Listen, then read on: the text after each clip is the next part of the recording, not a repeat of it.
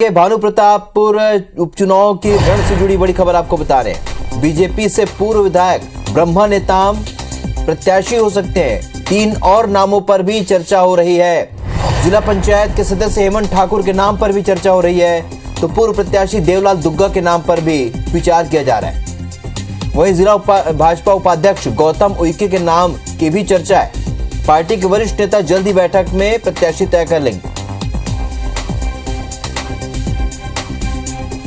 तो इस वक्त बीजेपी में मंथन का दौर जारी है। भानु प्रतापपुर उपचुनाव के लिए अब तक प्रत्याशी तय नहीं हुआ है। विधायक ब्रह्मा नेताम पूर्व विधायक जो है वो प्रत्याशी हो सकते हैं। 3 और नामों पर भी चर्चा हो रही है, जिसमें जिला पंचायत के सदस्य हेमंत ठाकुर, पूर्व प्रत्याशी देवलाल दुग्गा और साथ ही जिला भाजपा उपाध्यक्ष गौतम उइके के नाम पर भी इस वक्त चर्चा जारी है।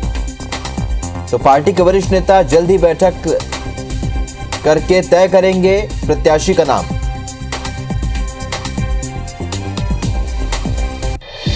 इधर यहीं इसी से जुड़ी एक और बड़ी खबर आपको बता दें। भानु प्रतापपुर विधानसभा सीट पर होने जा रहे उपचुनाव में कांग्रेस की तरफ से यहीं से विधायक रहे विधानसभा उपाध्यक्ष मनोज मंडावी की पत्नी सावित्री मंडावी दावेदारी करेंगी।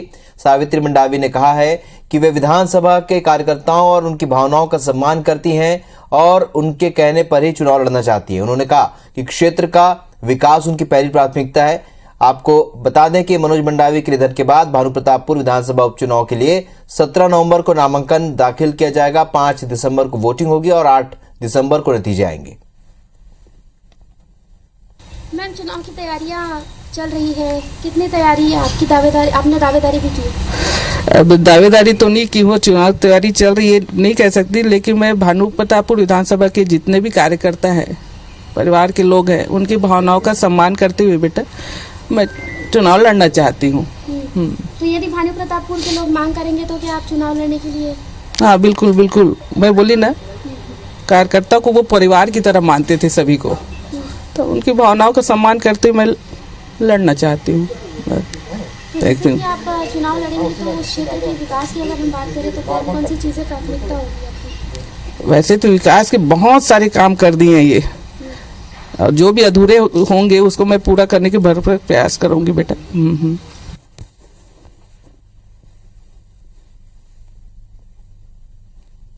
चलिए, तो आपको बता दें कि मनोज मंडावी की पत्नी अब वहां पर दावेदारी करेंगी, सावित्री मंडावी। इन्होंने ये कहा है कि क्षेत्र में लोगों की, कार्यकर्ताओं की पसंद और उनकी मांग पर या उनके कहने पर ही वो चुनाव लड़ेंगी।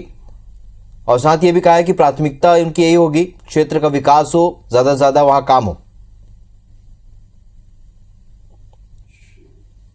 सौरभ परिहार हमारे सहयोगी इस खबर पर हमारे साथ रायपुर से लाइव जुड़ रहे हैं। सौरभ, जिस तरीके से सावित्री मंडावी का जो बयान सामने आया है, उन्होंने इच्छा जाहिर की है यहाँ पर चुनाव लड़ने के लिए, दावेदारी करेंगी ये कहा है, तो अब ऐसे में कांग्रेस के भीतर क्या स्थिति बनती है?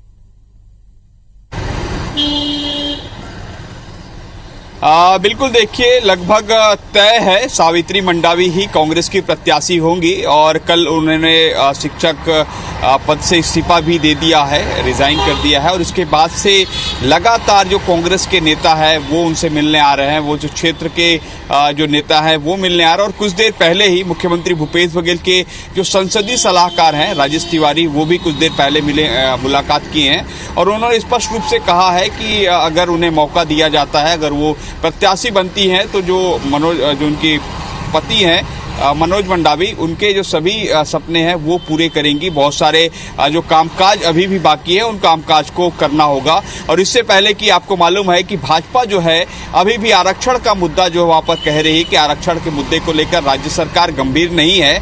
और वहाँ पर जो भानु प्रतापपुर है वहाँ पर 70 से 80% जो मतदाता है वो कहीं ना कहीं ट्राइबल है। तो ऐसे में एक बड़ी परेशानी है कि आरक्षण के मुद्दे को लेकर भाजपा जो राजेश तिवारी जो कि उनके सीएम के संसदीय सलाहकार, उन्होंने क्या कुछ कहा, ये हमारे दर्शकों को सुनाते हैं, फिर आपके पास लौटूंगा, चर्चा करेंगे।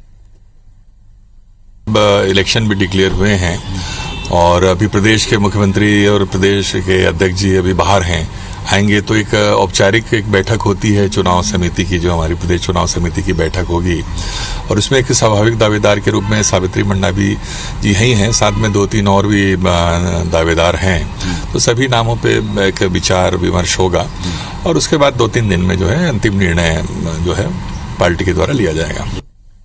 चलिए सौरभ, हम अपने दर्शकों को सुनवा रहे थे, राजेश तिवारी ने ये कहा है कि सावित्री मंडावी जो है दावेदार है, इसके अलावा 1-2 नाम और हैं। ये 1-2 नाम और क्या, इनकी कितनी सशक्त दावेदारी? हालांकि आप कह रहे हैं कि सावित्री मंडावी का नाम लगभग तय।